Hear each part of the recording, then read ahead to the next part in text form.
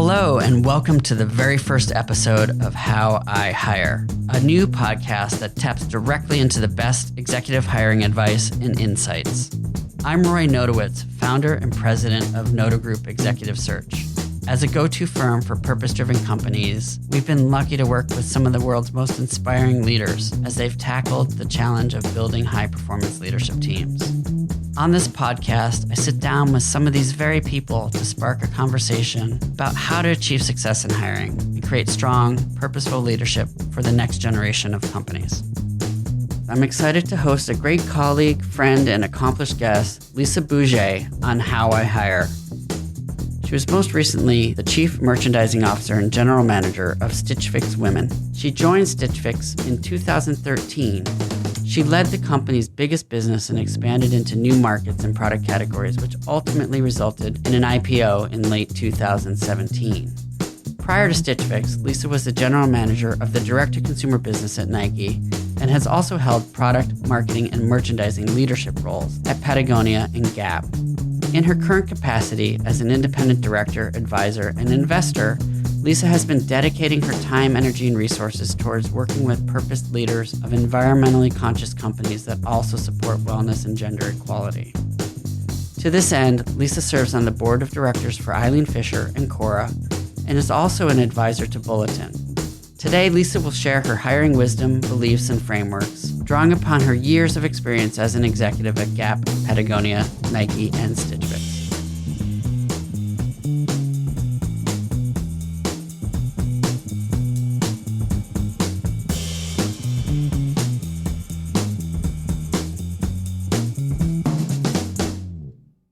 So I was introduced to Lisa about 2 years ago when I was conducting a board-level search for a client in New York. And from the moment I started talking with her, I was so impressed with her values, her leadership, and her approach to building teams.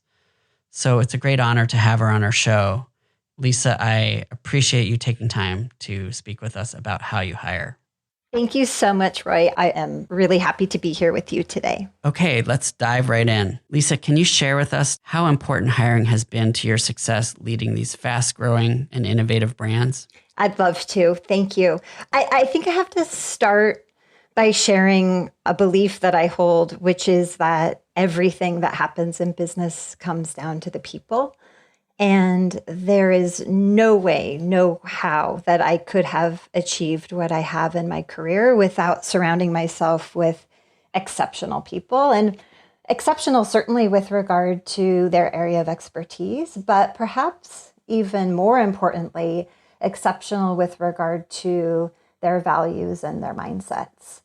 You know, at Stitch Fix, part of the way that we evaluated leaders was based upon whether or not they hired people better than themselves. Like that was actually like part of the assessment process with regard to self-reflection, but also annual development. And it takes courage to do that for so many reasons. And yet that's how world-class teams are made. So, you know, I think the better part is something that I have intuitively focused on, but we kind of structured that in a way at Stitch Fix. And not so much just better with regard to specific skills, but also with regard to growth mindset and building teams that are populated with individuals that are extraordinarily committed to growing and learning and making mistakes and getting better as a result of the learning that comes from those mistakes. And so with regard to your question, I think this growth mindset piece is particularly essential in a fast-growing and innovative company because the pace of iteration is so intense. And if you aren't getting better with each rev, you're actually not keeping pace with the company. So how did you evaluate, develop, and test the hiring competency within your leadership team? Yeah, I mean, I think there's twofold. So there definitely was a great deal of commitment within the company to teach, train, and also coach these skills. So at the moment that we kind of declared this as an important aspect to one's leadership responsibilities, we made that explicit kind of by codifying it and training it. But then in more, day-to-day practical terms, part of the way in which we brought people in for assessment in hiring was intentionally multifaceted. And a part of that included a panel interview. A panel interview is, I think, first of all, just a great best practice. But in terms of kind of teasing and teaching in the moment, it creates an optimal circumstance whereby everyone that's a part of that panel interview has a simultaneous experience, can then compare notes and actually, where appropriate, challenge each other. So that if, as an example, there was an extraordinarily well-suited candidate who may have been, air quote, better, but for whatever reason, the hiring manager wasn't leaning into that, then I could challenge that person. And so it was a really open and fluid process, but because we had structure to guide the decision-making, I think we were able to effectively kind of teach, train, and ultimately scale that model.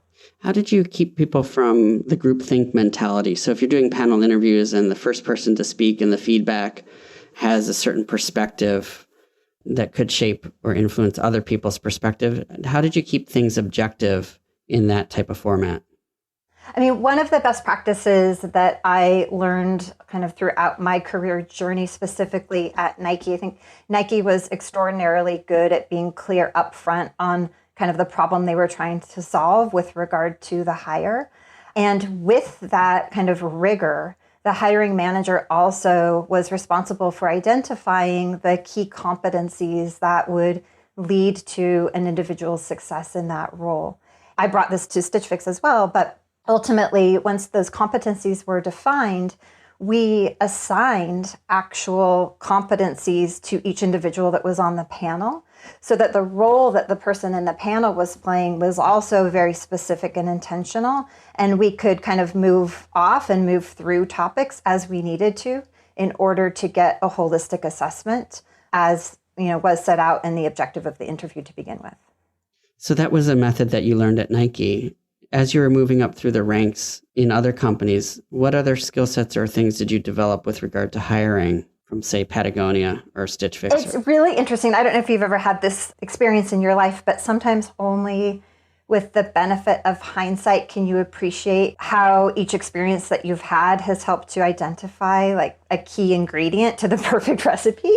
Kind of a weird analogy, but that's actually what's coming to me. Like I feel like I picked up great best practices at Gap, at Patagonia, at Nike, and then was able to put together the recipe at Stitch Fix because it was a ground up situation. So I think, Patagonia, I'll take the opportunity to focus in on for a moment in the sense that clearly mission-driven company, which is why on a personal level, I was attracted to it in the first place. But so much about the interview process there is about assessing value alignment and culture fit. And actually, I learned this as a candidate when I was preparing for an interview. And a friend of mine, she did not work at Patagonia, and she said, you realize that you're going to be interviewed for fit, not for technical skills. Like they already know your skill. Now they're just looking to see if kind of the cultural assimilation piece is there.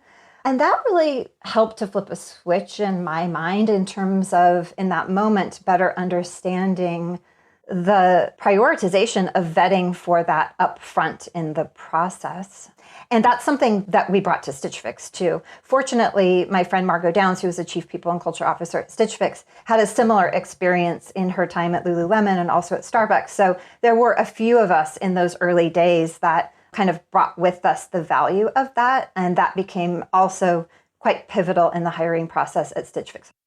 So you talk about art and science in hiring. How did you apply those principles when you were hiring people at Stitch Fix? At Stitch Fix, there's a continuum, of course, in terms of the role itself. So each role has a different equilibrium, if you will, between art and science. So there is no short answer to that question. It really depended on the role. But ultimately, from an art perspective, I think the way that we thought about it is talent mining is a science that machines can do, and interviewing is an art that only people can do. And so kind of that the way in which we created structure and consistency. Consistency is really important in the interviewing process. I think, helped to yield a really effective system. And because we had also done the work up front relative to defining the cultural side of things, our operating system, we could also hold hiring managers accountable to that in a way that, again, machines can't do. So I'm interested in talking a little bit about the operating system. We had talked about that in the past at Stitch Fix. It's fascinating and compelling. And I'm interested in if you can share how you're able to hire within that framework and how that helped you when you were hiring people to make sure you had the right fit. I mean, another belief that I hold is that a strong adaptive culture is a source of massive competitive advantage. I was not alone in that belief either, fortunately, with my peer group at Stitch Fix in terms of the early leaders.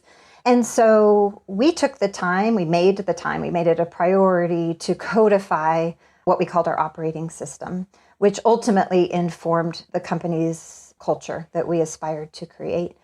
Culture, of course, is generated by the people that make up the population of that place and the daily choices they make and the behaviors that they exhibit.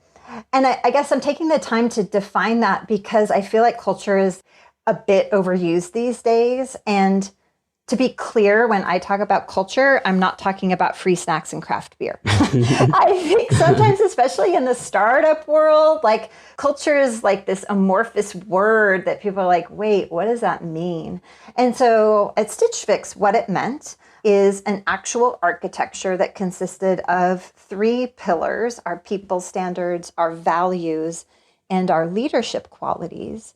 And those pillars were supported by a foundation of feedback. So ultimately, we had 3 people standards, we had 4 values, we had 5 leadership qualities, and we used that operating system every step of the way in the hiring process. And so let me be more specific. So we had a 3-step approach to hiring. The first was the phone screen. We used that initial phone screen to vet specifically for people standards. We considered our people standards the cost of entry. Like, if you don't meet our people standards, you might be the brightest person on the face of the planet for the job, but actually, sorry, this isn't, a place for you. What were those standards? Yeah, they were bright, kind, and goal-oriented.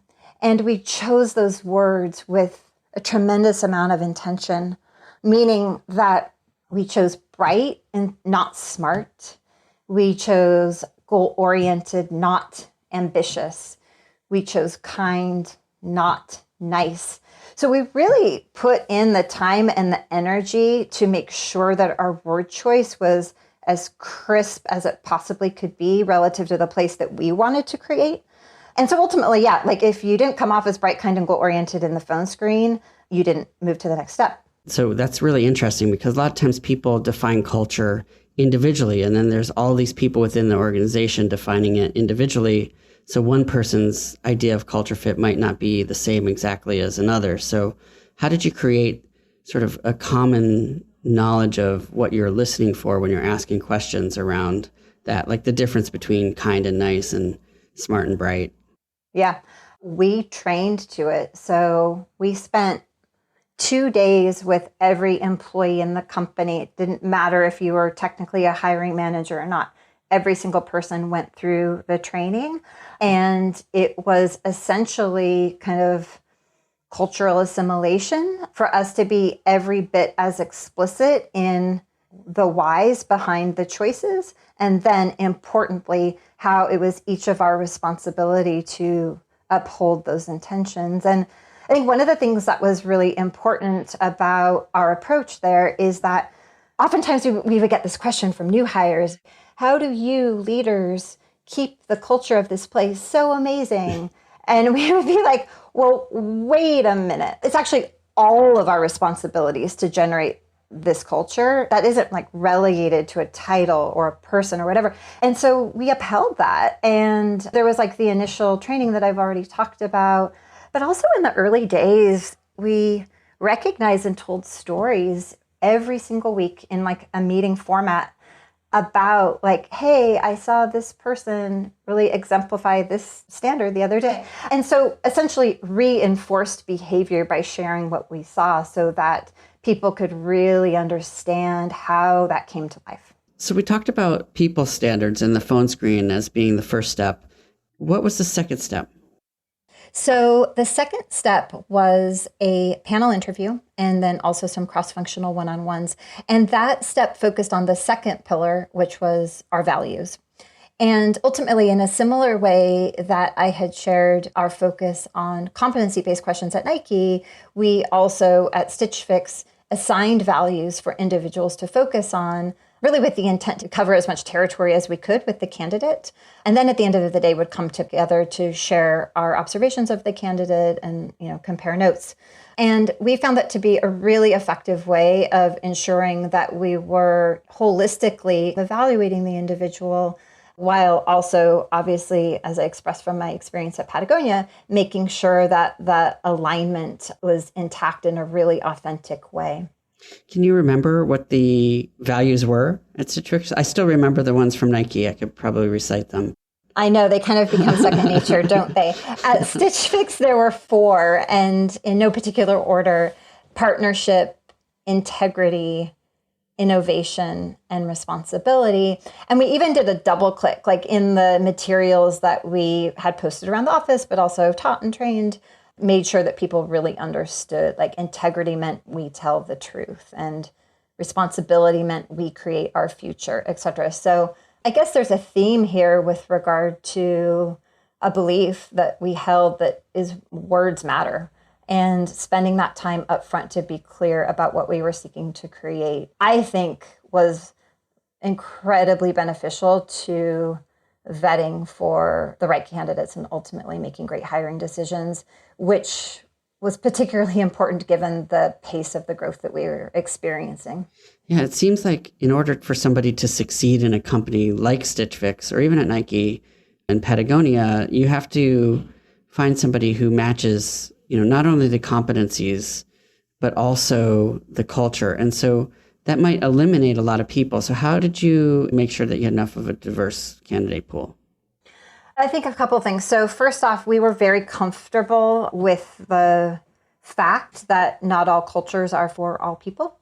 I mean, that certainly was our belief system that informed hiring decisions. But, occasionally hiring mistakes happen as well. And we were also really comfortable with that if it meant terminating a relationship with an employee. So that's one thing. And then in terms of your question of was our pipeline big enough? And did that ever create trouble? I do not remember a time that we did not have enough candidates. I think ultimately what it meant is we probably talked to more people than most for every single role. But I can also share with you that there were very few hiring mistakes. So perhaps if we were to evaluate time, my intuition would tell me it may have taken us a bit longer to hire the right person, but they stayed. Right. And 10 times out of 10, I'll take the long-term play versus the short-term play, especially on people, given the inextricable connection between achieving goals and having the right people to do it. I think also you touched on it earlier when you talked about having the right questions and words matter and knowing what to listen for. So maybe, in some ways you're able to learn more about candidates coming through the pipeline because you were thoughtful on the front end. Do you think there's any truth in that? I absolutely do. I appreciate you saying that. It's interesting because so much about the customer experience at Stitch Fix specifically is about understanding one's preferences, right, and predispositions so that we could serve them with a personalized and curated product assortment. And in some ways, what you're making me think about is, although the hiring process wasn't exactly as data-driven as the styling process, there definitely were some intentional commonalities in terms of really taking the time to understand the individual to ensure the best personal fit possible on both sides, on Stitch Fix's side as well as on the candidate side. So when it comes to hiring on your team, what's the process that you used and who did you involve in that process? It depended on the role, but let's just say if it was a role that was reporting directly to myself, part of the DNA of Stitch Fix is it's a deeply cross-functionally integrated business model. That's actually one of the unique advantages of the business with regard to the deep integration of every function. And so we incorporated that principle into our hiring process as well. So as an example, at a point in time when I was hiring a VP of buying as part of both the panel interview and also the project, and we should talk about the project because I think that was an important component, but we always had a cross-functional team represented. So on a panel, you might have a data scientist, you might have someone from marketing, you would have a peer or two that would be commensurate with the role. We also included a couple of people that would be reporting to that individual. So it was very much a cross section of what I would call the constituency that had a stake in the hire. But ultimately, of course, the hiring manager got to make the call. But I actually think that the diversity of those that were hiring also was extraordinarily beneficial to creating diverse outcomes with regard to those that we hired. So there is an interesting correlation and connection to think about whom are you asking to do the interviewing and how can that contribute to ensuring the development of a diverse team on the output side. So you talked about people standards in the first part and then values in the second part, the panel. And then was there a third part? We mentioned the project. I really want to talk about this because I think, we talked about some best practices from Patagonia around values and best practices from Nike around competency-based questions and Stitch Fix, like the recipe of them all. The thing that was unique about Stitch Fix that I have become incredibly passionate about is the last step in the process, which was a project. So if an individual went through the phone screen, thumbs up, went through the panel interview, thumbs up, then the next stage was a project. And that was held true for every single role in the company. It didn't matter what role you were interviewing. Every single person had a project. And that project was not so much to assess the technical skills, although certainly the brief was related to the role itself, but actually it was more to understand the leadership qualities, which was the last pillar of the operating system, of which there were 5, and to get a sense of how the candidate solves problems, how the candidate ability to communicate in potentially a high stress situation. Hopefully we didn't create a stressful situation, but it's possible. Right. And also how they took feedback, because if you recall, feedback was the foundation of our operating system. I am such a believer in this process. There were many times where we thought we had an ace in the hole with the candidate, based on steps 1 and 2, and then the project went sideways and it was a big no. We use projects a lot, and I feel like it's a great way to have a dialogue beyond just questions and answers to really learn how somebody thinks, if they think strategically, how they communicate, how it might be to actually work with them. And at the same time, for the candidate, it gives them an opportunity to get a sense of what it might be like to work there or work within this environment and culture. So I think that's really powerful and it's kind of cool. Did you do that at other companies as well? No, it was a new practice. So it was new to me as a candidate when I was speaking with Katrina about coming to Stitch Fix. And I loved it. I love a project. But anyway, I guess the reason I share that is that was a part of her kind of hiring tenets from the beginning. Smart. She established that practice. And I, like I said, am quite an advocate for it. Yeah. And also in those situations, it's almost like there's no right or wrong strategy or answer to the project. It's more around how they think and solve problems and how they might approach things. Is that right? That's right. That's absolutely right. And actually, we would say that up front when we shared the brief with the candidate. We would say precisely that so that they weren't paralyzed by getting the answer right, because actually there was no right. Well, they might not have all the data or context, right? So they have to make some assumptions. Exactly. Yeah. And usually you couldn't have them be completely cumbersome, right? It had to be something you give them some information or data or the framework, and then maybe they would do it on a Sunday afternoon or something like that? Or would it be like a big project that they'd have to work days and weeks on? Hopefully not. That definitely was something that we tried to avoid. Yeah. Yes, if it was a bite-sized chunk in terms of a brief and generally included a data set, it was the type of project that could be completed hopefully in a few hours. So when it comes to hiring, every executive has had successes and failures. So if you think about key learnings through those experiences that you've had, getting it right, and then sometimes not getting it right, can you pinpoint some of the success factors or failure points? The question actually reminds me of a leadership-focused book that I came in contact with a number of years ago at this point. It's called Head, Heart, and Guts, and it was written by a guy, David Dotlick, and his colleagues. The book's focus is about the importance of employing all three, head, heart, and gut, to be an effective leader. And I think the same is true in hiring, but it's important to acknowledge that that's only true if those three things are employed in some form of balance. So heart meaning like from an emotional perspective, is there a connection? Head, like rationally speaking, does this individual meet the criteria of the job? Gut, I mean, really just that. I think that the times that I made poor choices are when I leaned too much on one of those things. I think one of the most probably painful experiences that I had that was a mistake as a hiring manager involved hiring a friend.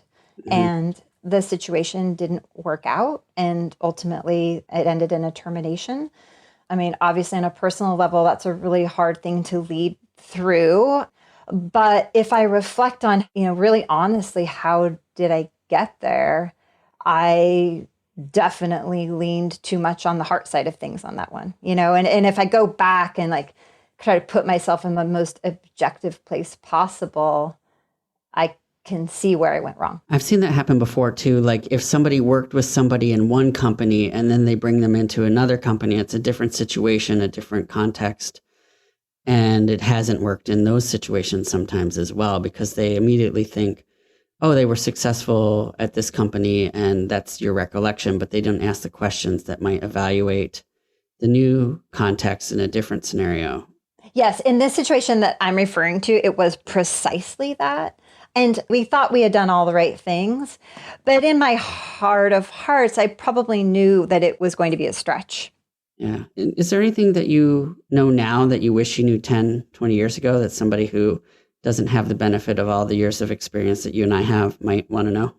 I feel like we've touched on the most important one, but I will take the opportunity to reiterate that resist the temptation to get it done fast and focus yourself on getting it done right, even if that means having to endure kind of short-term pain of a role not being fulfilled or, the extenuating circumstances that would create on the extended team. But my belief is truly that it's always worth the wait to find the right person. I know you're working as an advisor and board director now. So how do you support people in fast growth or innovative, disruptive companies in their hiring? And how do you help ensure that they get the right people?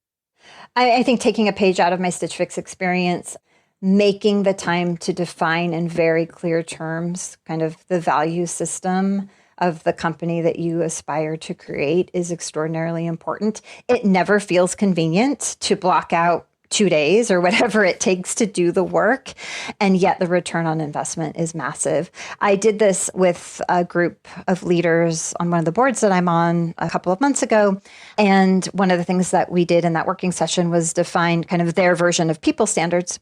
I got a call from the CEO the next week. And he said, I just have to tell you, I cannot believe how many times we have referenced our people standards since 5 days ago. That's awesome.